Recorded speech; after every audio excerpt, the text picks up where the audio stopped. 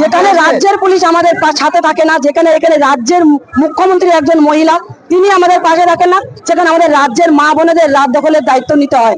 সেই দায়িত্বের থেকে বলছি, আর এই রাজ্যে মুখ্যমন্ত্রীর পদত্যাগ করা খুবই জরুরি এবং রাজ্যের মুখ্যমন্ত্রীর পদত্যাগ করতেই হবে। নমস্কার, বেঙ্গল টাইমস 24x7 এ আপনাদের স্বাগত।